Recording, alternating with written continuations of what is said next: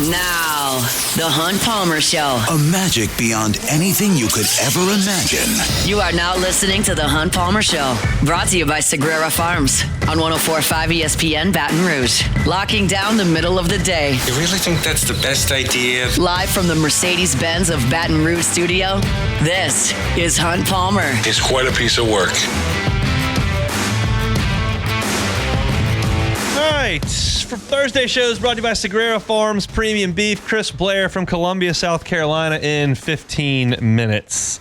Let's talk about this South Carolina team, shall we? This is the segment where I do the segment and then everyone either tweets at me or goes in the Bayou Ford chat and tells me that I'm jinxing LSU. I'm not jinxing LSU. I'm giving you statistical fact. This is hard data. It is not to be interpreted with any sort of jinx, or it just is. South Carolina pitching staff this year, Southeastern Conference. 16 teams in the league, right? 15th in ERA, 6.28. 15th in hits.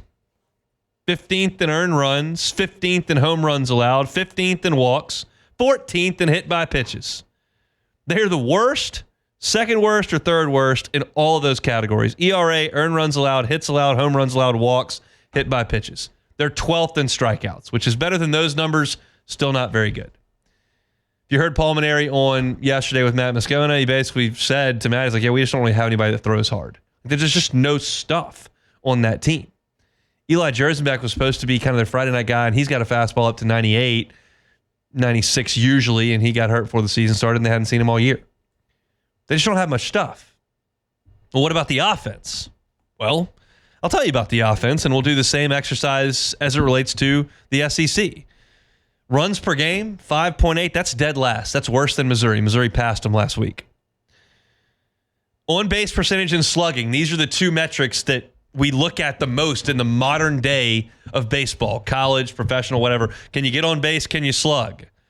They're 15th in the SEC in both, which obviously means they're 15th in the SEC in OPS. They're 13th in home runs, and that includes 10 from Ethan Petrie, who's not going to play this weekend. They're 13th in walks. They're 12th in batting average, and they're 12th in steals. So they don't get a lot of hits, don't hit a lot of home runs, don't steal a lot of bases. The only statistic I could find that they're in the top half of the SEC in is sacrifice bunts. That's the best I could find. It is not a good baseball team by any metric I can find. And you can interpret that as jinx, but it's pretty easy to draw that conclusion I just did. So for LSU, like, what are the keys to the weekend? Okay, well, I can give you keys to the weekend. It starts with taking care of yourself, meaning don't walk people. You control where the baseball goes. Throw it over the plate. Don't hit people. Don't give them free base runners. When they hit you a ground ball, double play ball, make the play. If you give South Carolina 27 outs a day, I'll give you one error. They made one error, LSU did against Arkansas last week. That's a good defensive weekend. LSU is fielding 979 as a team. That's a solid fielding percentage. You're looking for about 980, and they're 979, so you're right there. But if you make the plays and don't give them base runners, and you tell South Carolina, you're going to have to earn everything you get offensively, and whatever you earn, we'll get to earn what we do against your team and your staff, which is the worst in the league, and we'll see who comes out on top. And in that instance, LSU is going to come out on top 8 or 9 out of 10 times, and that is exactly what you're looking for. I don't believe LSU has to go on the road this weekend and sweep South Carolina right out of Founders Park. So you don't have to show up with that kind of pressure on you. Basically, last weekend, Texas A&M had to sweep Missouri to feel really good about going to Athens and getting into the NCAA tournament. They needed to sweep. They knew that the first second the ball was put in play on Friday night. And they actually came out and played pretty well in the beginning of that Friday game, and then it all just went to crap. But that's a lot of weight to play under for 3 days. I don't think LSU has that weight on them. And they don't even have the weight of Cade Anderson being out there on Thursday night and then him pitching and getting beat. You're going, oh my God, they just beat our ace and now we got to win the next 2 games. You don't even have that weight because he's not pitching until tomorrow. There's just not a lot of pressure on LSU tonight that should induce some sort of panic play. It's not a hostile environment. Nobody's going to be there. You don't have to win all 3 games. You're not burning your ace. Like, there's so much psychologically that is in LSU's favor here that they should be able to play free and play well. And if they do that, they're going to win 2 out of 3. Now, in tonight's game, because we're going to talk about tomorrow's game tomorrow and then Saturday's game tomorrow. Tonight's game, you're going to see Ashton Crowther, who is a left-hander, Miami transfer, who has 1 SEC start. And he's throwing the ball right now as well as anybody on the South Carolina staff. In the last 2 weekends, he started against Florida, came out of the bullpen against Auburn. He's worked 7 total innings and allowed 1 earned run on 8 hits. That's pretty quality work. I watched the outing against Florida, and here are my takeaways from Ashton Crowther. He's a thin left-hander, not a great athlete. He throws a 91-mile-an-hour fastball and a pretty good changeup. And you know how we talk about fastball ride, like the Ty Floyd has that rising fastball. Anderson's does that. Liam Doyle's is very much like that. Gage Wood from Arkansas last week. I mean, that thing that just spins at such a high rate and stays on plane. Everything that Ashton Crowther throws sinks. It's 91 and it's sinking. It's a changeup and it's sinking. The breaking ball goes down. The key for LSU, because Crowther is not going to go a really long way. I mean, you're talking about a guy who is probably going to throw 70 pitches if things are going well. His high this year is 66. The key for LSU is to not beat that thing into the ground 3 times in a row really quick in 2 straight innings and let him roll 6 straight ground ball outs in a total of 19 pitches, and then all of a sudden he's in a groove and you hadn't scored for 2 innings. Like, you need to find a way to get the ball elevated because he'll if you can get under that fastball and hit it a long way, good things will happen, doubles, home runs. And realize that, you know, once he comes out of the game, there's just not a lot there beyond him for South Carolina. I'm not trying to be dismissive of the entire baseball program over there, but there's nothing. I mean, you're well aware of what this staff has allowed over the last 5 SEC games.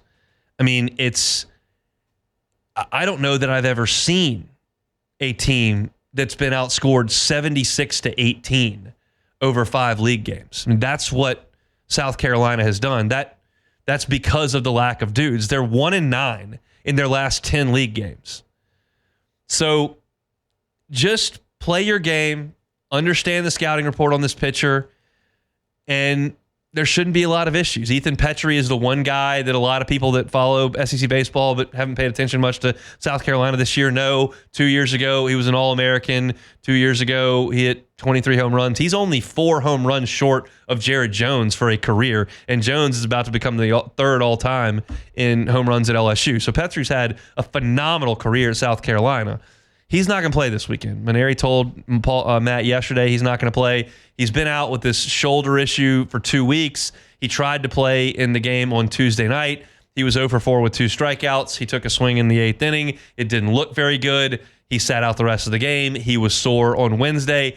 He's not going to play. Now, would it stun me if Ethan Petrie grabbed a bat on Saturday in a close game in his final game at Founders Park and tried to give one swing Kirk Gibson style?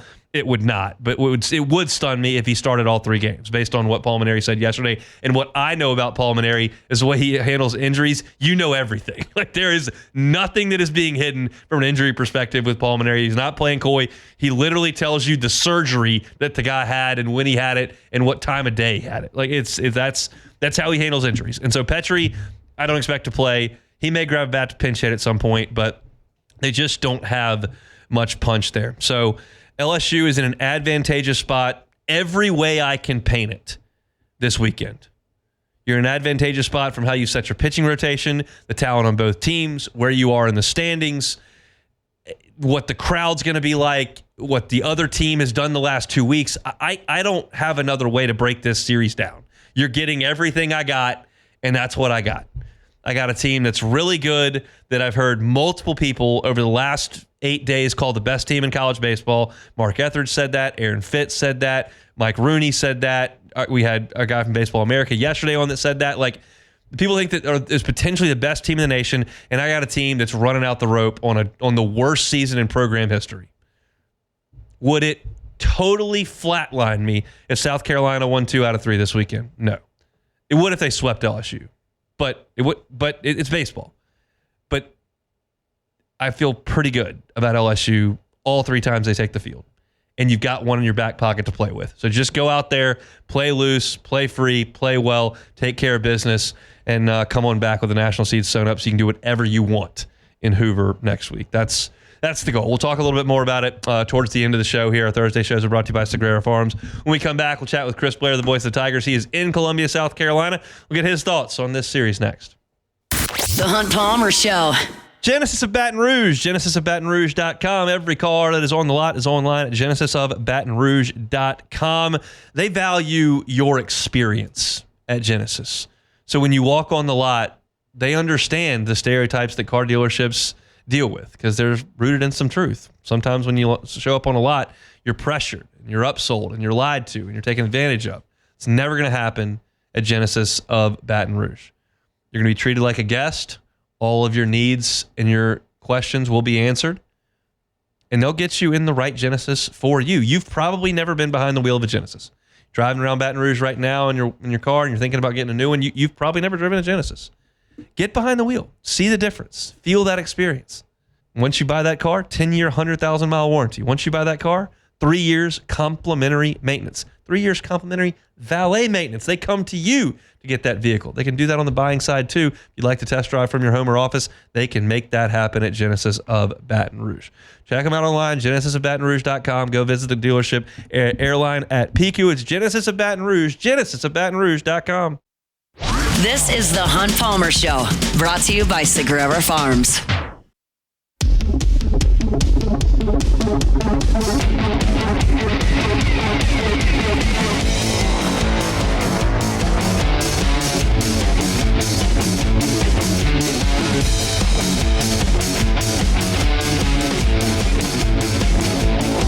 Thursday edition of the Hunt Palmer Show, brought to you by Sagrera Farms. Premium beef, special spot just north of Baton Rouge. I'm going to give you Sean's cell phone number here shortly if you'd like half a cow or a whole cow in that freezer for the summer months.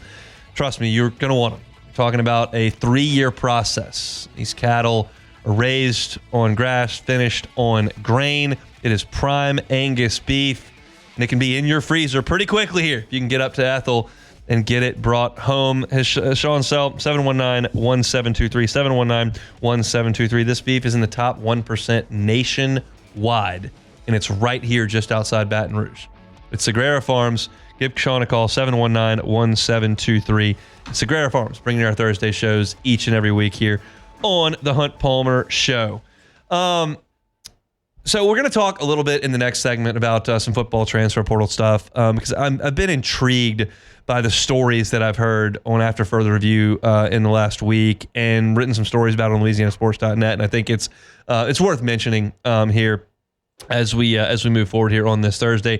And I'm really fired up for tomorrow's show. We'll talk to Koki Riley coming up from Columbia, South Carolina, and we'll get your reaction to game number 1 between LSU and South Carolina, as well as the rest of the SEC. And then we'll certainly get to game 2 from across the SEC and LSU's game with South Carolina. But I wanted to go to Columbia here and talk with Chris Blair. He's going to be on the call.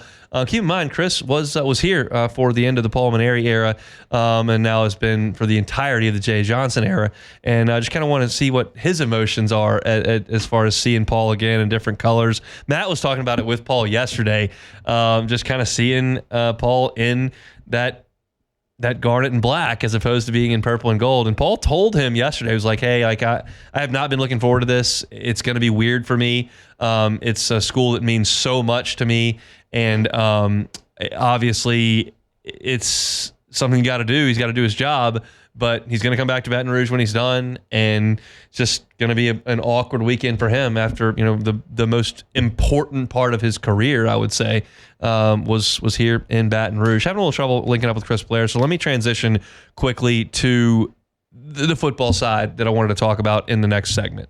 Over the last 7 days, Matt has had A.J. Halsey and Bernard Gooden on his show, and both guys have told a very similar story.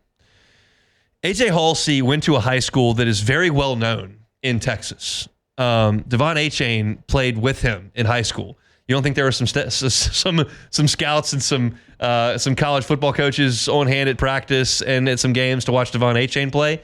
He played in 2 state championship games in Texas. And he thought, based on his production, that would be a guy that college coaches would absolutely want on their team. And he kept waiting for the big offer, and he told the story to Matt about how he was checking his phone after games. He would wake up and try to see if anybody had called, and nobody did. And finally, New Mexico kept blowing him up. He's like, all right, I'll go play for New Mexico.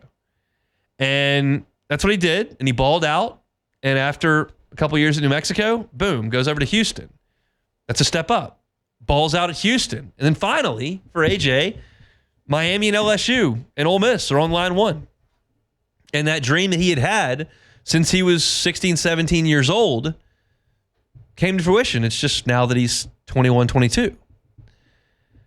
And now he's got an opportunity to go play in the SEC and shine bright and potentially find his way into the professional ranks. And you got Bernard Gooden, who told a similar story. Grew up in Alabama. No real Power 5 offers. The only Power 5 team that picked the phone and called him was Wake Forest. So he went to Wake Forest. Winston-Salem, North Carolina. And he didn't play a lot. And he got homesick. So he left. And he went to South Florida. And didn't really play his first year at South Florida. So you're thinking maybe this dream's dead. I've been thinking I could be a P5 player. Only one school offers. I go there. They don't play me. I come to South Florida. I'm not playing. And then in his 4th year, he blossoms and becomes a really productive player. 10 tackles for loss this past year for South Florida. And he was pretty content to stay at South Florida, which is why the December transfer portal window came and went, and he didn't go anywhere. He just stayed at South Florida. And his mom said, this is your last chance. Just take a look. So he took a look around. And on the phone was LSU. And when that call came and he got to meet with Kyle Williams, felt like they were similar in the fact that they were 6'1" guys that weren't 6'5" and 360, but wanted to be great. And he felt like he could be a similar type player that Kyle Williams was. Now, that's an ambitious deal to play 13 years in the NFL and make 6 Pro Bowls. But in terms of their frame, it's not all that different. And he gets now a chance to go to LSU and play in the SEC and do all those things that I talked about with A.J. Halsey. And every time you want to sit there and say, man, the transfer portal is killing college athletics. It's terrible what we're teaching these kids. I want to pause because I've been one of those that said, man, this makes life tough on college coaches. When your entire team can pick up and leave with no consequence, that's a hard thing for college coaches. I use the example a lot of Will Davis, the guy I talked to a couple of years ago. He was an assistant at LSU, and he's been the head coach at Lamar, done a phenomenal job at Lamar. They got another great team this year. But he lost his Friday night starter 3 years in a row to the Big 12. That is difficult to continue to put a good product on the field when the guys that you recruit, develop, and perform up and go really quickly with no punishment. But in the same breath, I personally catch myself and I go, a system that allows Paul Skeens to do what he's done is pretty special. And I don't know if he would have done it at Air Force. Steven Strasburg did it at San Diego State, so I'm not saying that small school players can't do great things, but certainly LSU gave him more resources and a bigger platform to do what he did. Who am I to say that what Jaden Daniels did was bad for the sport? Who am I to tell you that if A.J. Halsey, who nobody would call in Houston as a high school player except New Mexico, through merit earns a spot at Houston, and then through merit earns a spot at LSU, and then potentially through merit could be an NFL player, that's a broken system? Because a guy balls out, performs and gets an opportunity to move, quote unquote, up.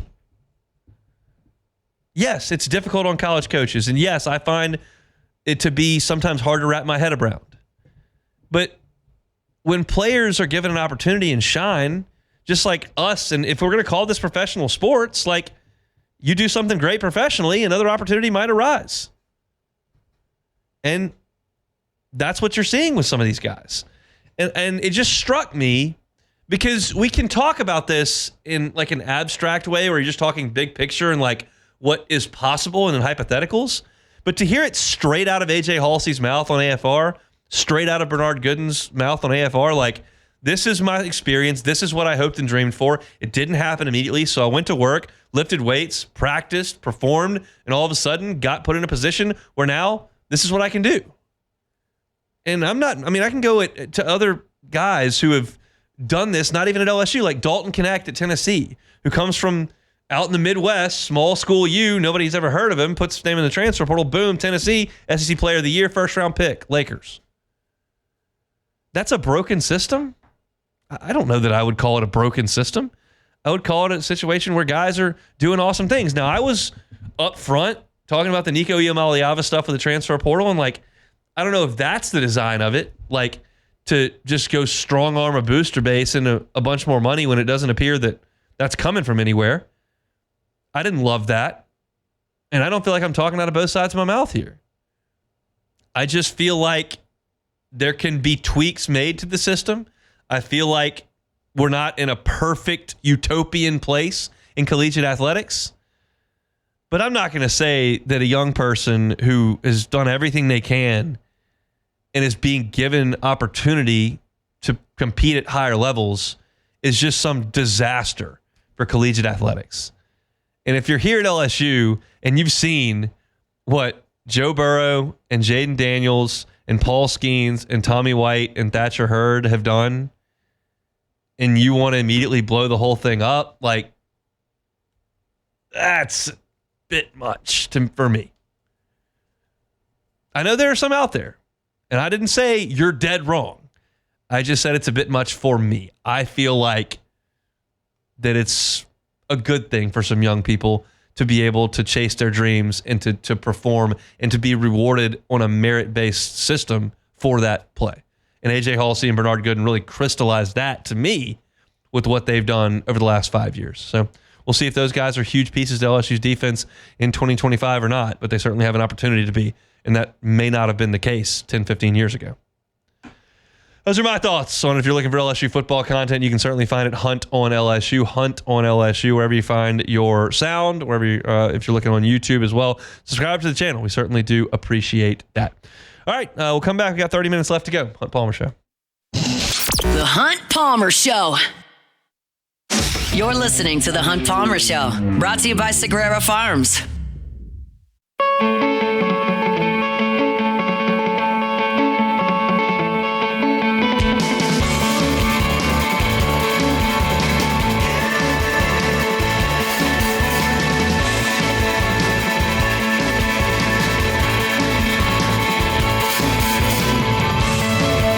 LSU and South Carolina from Columbia coming up in 3.5 hours. 6 o'clock Central Time, first pitch. If you want to listen to it, you can on Eagle 98.1, 5:30 for the pregame. It'll be Bill Franquez and Chris Blair on the call.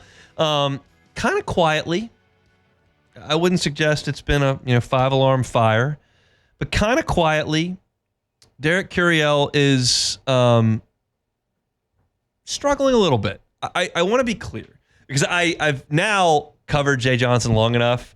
He bristles at some of these when like the first sign of an issue, he says, well, they're struggling, and he doesn't generally like that. You're talking about a kid who's hitting 352 in his first SEC season. So to say he's like, really hitting the skids would be a tremendous overstatement. But he is 4 for his last 25 with 9 strikeouts. And that's just not a stretch that we've seen from him at any point this year. That's 160 over the course of 2 series. So you hear the term freshman wall all the time, talking about the most at-bats anyone a player's had at any point in their early life, and it can be difficult because you're dealing with a massive amount of talent every time you get out on the field. And Curiel, he got on base the first 43 games of the season, and that came to an end against Tennessee. Then he had 2 games where he didn't get on base against Texas A&M and 2 games where he didn't get on base against Arkansas. And he just hasn't been as good the last 2 weeks as he was I guess if we're going to do math there, that's 11 weeks prior to that. But I don't have a lot of concerns. And I think this is a weekend that he can really bounce back. And I think this is a weekend that LSU can really get the bats rolling. I sincerely hope that they do. We saw what Auburn did to this pitching staff last week, what Florida did, scoring 22 runs in one of their games. This is a pick-me-up. And I'll tell you one thing that I very, very much expect to see. And I want to get this number right, so I will pull it up here as I'm talking through it. But Jared Jones has not hit a bunch of home runs recently. And I'm telling you he's going to hit 2 this weekend because he strikes out at times against some really, really tough arms. We've seen that. His strikeout numbers are very high. But when you get into the midweek and you see some of these high 80s, low 90s arms, he was crushing the ball in the midweek. And Jones has not homered since the walk-off that he hit in the first game against Texas A&M. But if you go back in the midweek games, he did homer against Southeastern. He did homer against McNeese. He did homer against Louisiana Tech. He did homer against ULL. He was hitting a lot of these lower level arms. And I don't think it's an exaggeration to suggest that South Carolina's pitching staff is closer to par with Southeastern and Louisiana Tech than it is to Arkansas. I'm sorry. I know that you're talking SEC versus WAC and Sun Belt and all that kind of stuff, but it just is what it is. Paul Maneri said it on the show yesterday with Matt. He's yeah, we just don't really have anybody that throws all that hard. And you look at their team ERA, it's astronomical. You look at what they've done over the last 5 games. I bet if I put Southeastern out there against Auburn and Florida over those 5 games, they wouldn't give up more than 72 runs. So this is going to be right in Jared Jones' wheelhouse, especially starting a couple of left-handers. I expect him to hit a couple home runs this weekend. I think Derek Curiel will respond, and hopefully everybody kind of gets some good vibes. I'm going to be steadfast in this, and I'm going to tell you this next week as well. How you play in the SEC tournament doesn't really carry over to the regional. LSU was sizzling last year in the SEC tournament. Sizzling. And they went to Chapel Hill and they needed a walk-off home run against Wofford on the first game. Got it. And I can go back to 2023, the year before that, where LSU played very poorly in the SEC tournament and then came out in the regional and just ambushed those teams.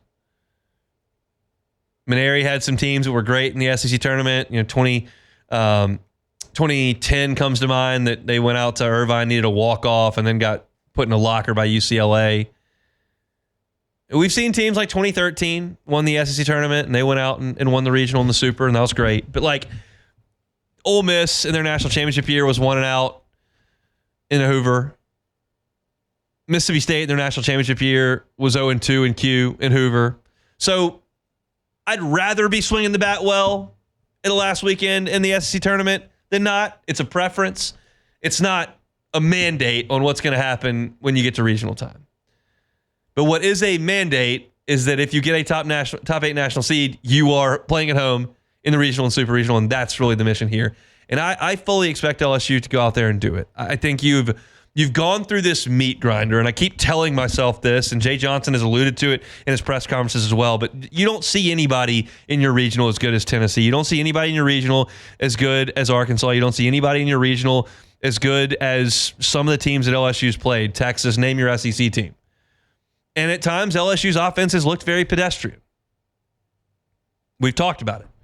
Didn't hit when they went to Auburn. Didn't hit when they went to College Station at the end. And we've seen some of that. There's not really any excuse this weekend for that. You don't hit Zach Root. You don't hit Liam Doyle. You don't hit Kyson Witherspoon. You don't hit Jared Spencer as well. You don't hit Sam Dutton, who's thrown it great for Auburn. Like, so that happens.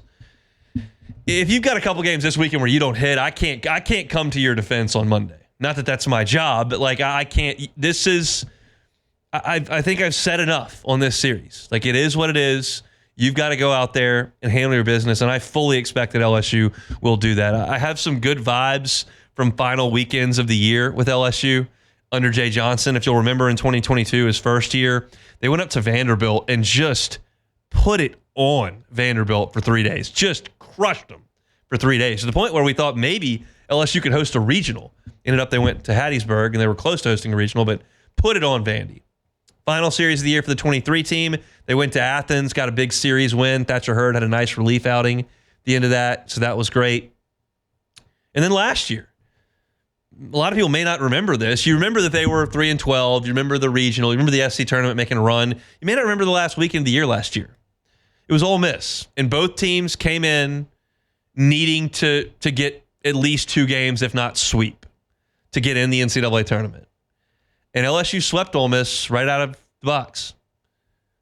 They couldn't get Tommy White out for 3 days. He was hitting home runs, doubles all over the place. And LSU swept Ole Miss, and that got them to 13 wins. And they really didn't need much when they got to Hoover. Now, they went nuts in Hoover and ended up as a 2 seed.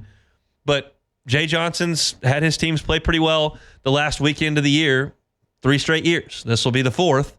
There's no correlation between that. I don't think you can point to those 3 results and immediately direct yourself to say that they're going to get better and play great this weekend. But it doesn't hurt. It doesn't hurt to say they've done a good job to this point. So LSU in South Carolina tonight, I've got really good feelings about it. I told you early in terms of pitching plans, I think that it's reasonable to expect 1 of 3 guys, Connor Ware, Jaden Newt, Zach Cowan. I would be pretty surprised if Cowan went out there at this point. I think that you could definitely think that Connor Ware could be a real option there, and then probably piecing it together. A lot of different guys pitching, not trying to burn anybody for the weekend, and then you hand the ball to Cade Anderson tomorrow and tell him to go as long as he can go. So we'll see. We'll certainly talk about it on tomorrow's show when we've got one in the rearview mirror. Just a wild weekend of SEC baseball. I'll tell you what I'd like to happen. I would really like LSU to run rule South Carolina through 7 in that game quickly. I can write my story for LouisianaSports.net and then flip right over to Tennessee, Arkansas, who don't start until like almost 2 hours after LSU. So that's what I'm hoping to see. Remains to be seen, but we can hope, can't we? Segura Farms brings you our Thursday shows each and every week. We'll step aside, come back, and close it out next. The Hunt Palmer Show. This is the Hunt Palmer Show, brought to you by Segura Farms.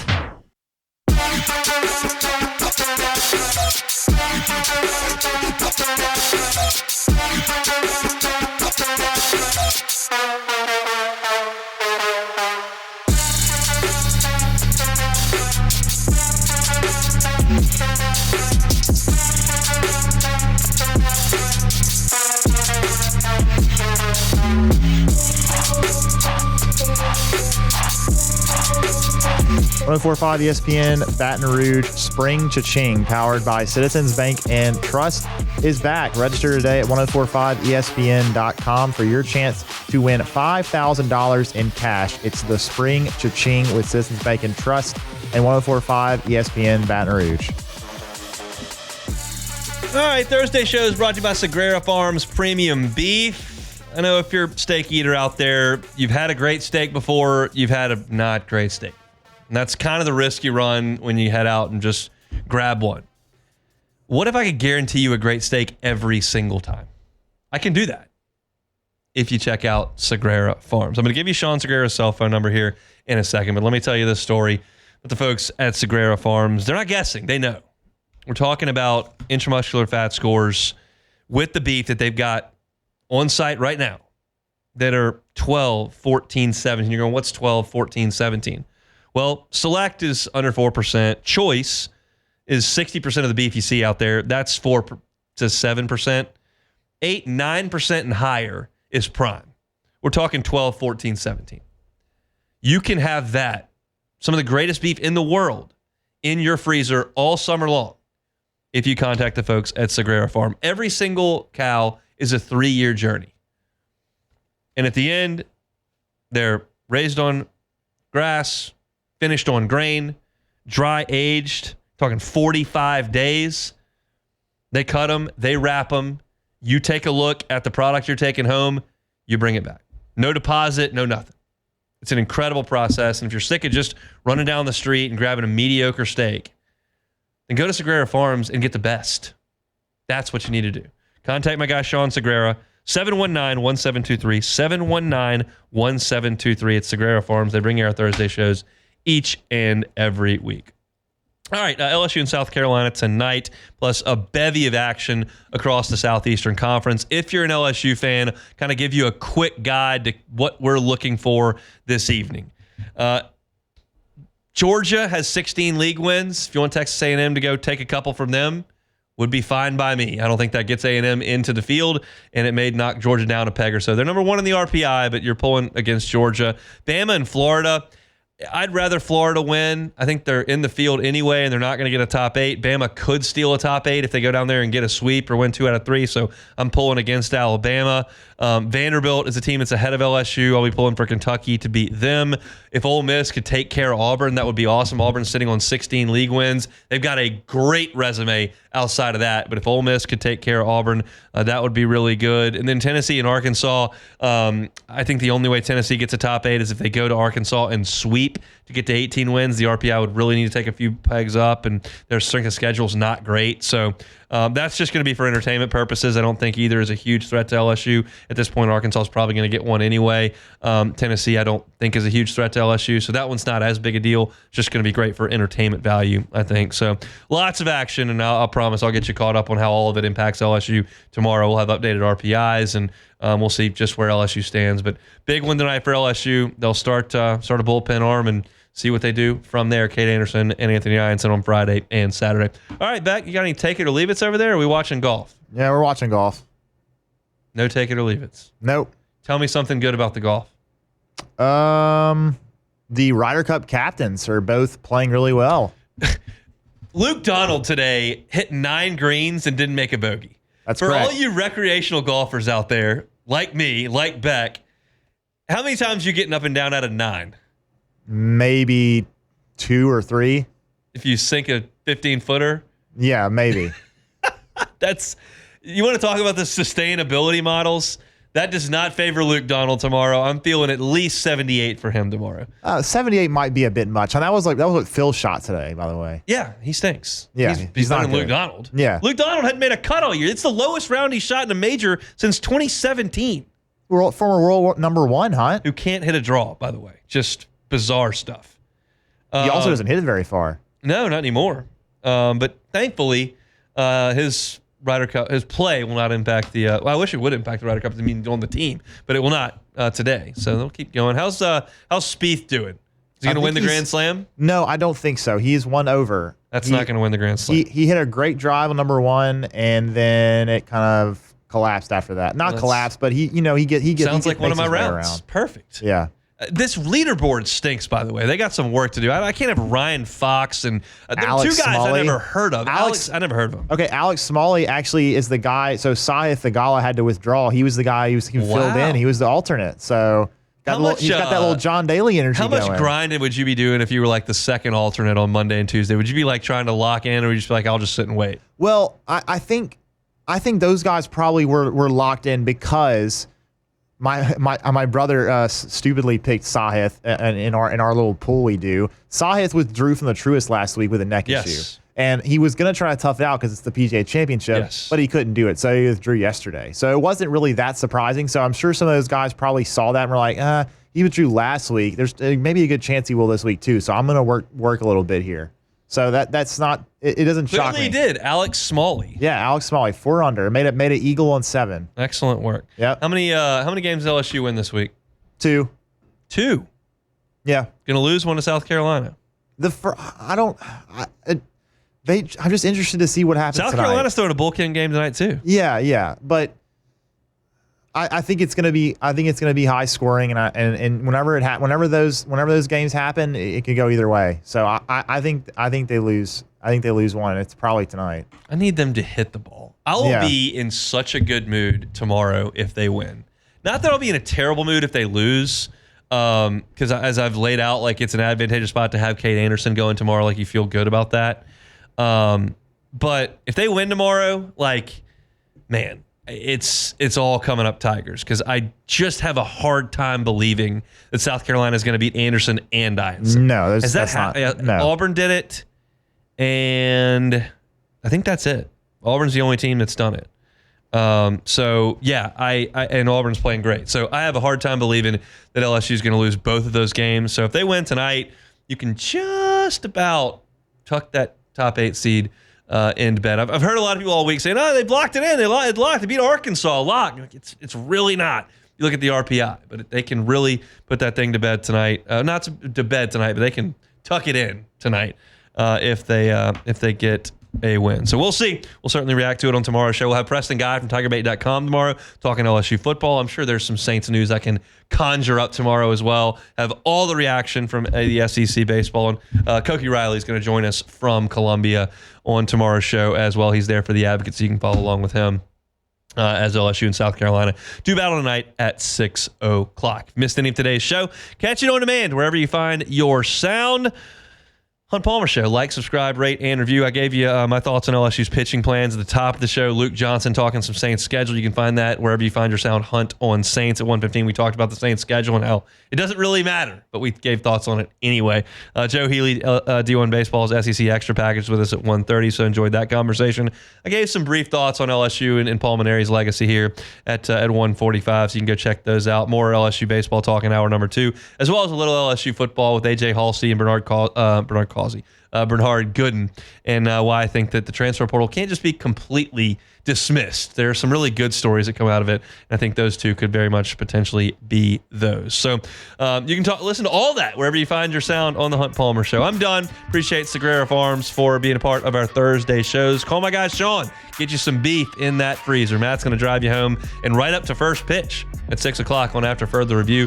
We're back tomorrow, same time, same place for a Friday edition of the Hunt Palmer Show. The Hunt Palmer Show. One Bath and Closets. OneBathAndClosets.com is the website. David Duvall and his team, 30 years redesigning and remodeling bathrooms and closets. Bathroom can be a safety hazard, especially as folks age. If that's a concern of yours and you've got someone in your life that you think could be in a hazardous situation in the bathroom, you want to do what you can to mitigate that risk. You cannot take it away, but you can mitigate against it. David Duvall and his team are happy to do it. Non-slip floors can be huge. Guardrails, sitting there in slippery areas, do a walk-in tub, showers with benches on them. All these things mitigate the risks that could come into play in the bathroom. And David Duvall and his team do it all the time. Thinking, really need to do that, but paying for it, not a great time. Well, financing available, 18 months, 0% if you qualify. Start that process at One Bath and Closets. Get that free consultation. Doesn't cost you anything to sit down with David and see what he can do for you. It's One Bath and Closets. You can find them online at onebathandclosets.com.